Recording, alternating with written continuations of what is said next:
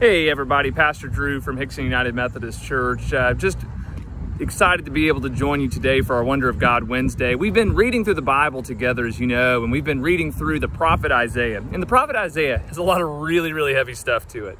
It's got a lot of death and destruction and these judgments and all this kind of what we might term negative things that we read in the scriptures. And sometimes, if you're not paying too careful of attention, it feels like this all the prophetic works just seem to not have a lot of hope.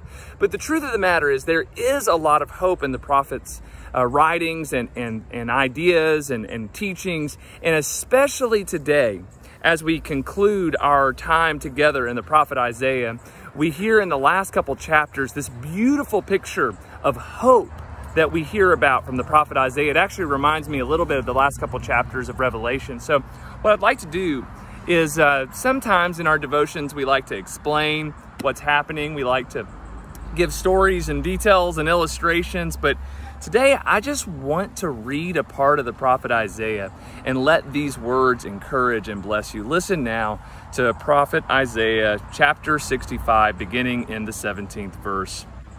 Behold, I will create new heavens and a new earth. The former things will not be remembered, nor will they come to mind. But be glad and rejoice forever in what I will create. For I will create Jerusalem to be a delight and its people a joy. I will rejoice over Jerusalem and take delight in my people. And a sound of weeping and of crying will be heard in it no more. Listen to that again. The sound of weeping and of crying will be heard in it no more. Never again will there be in it an infant who lives but a few days, or an old man who does not live out his years. I'm just amazed at the beauty and the wonder and the glory of God. That no matter what we're facing in our lives, whatever you may be facing today, in the words of Reverend Pastor Adam Hamilton, Church of the Resurrection, the worst thing is never the last thing. Take that with you today.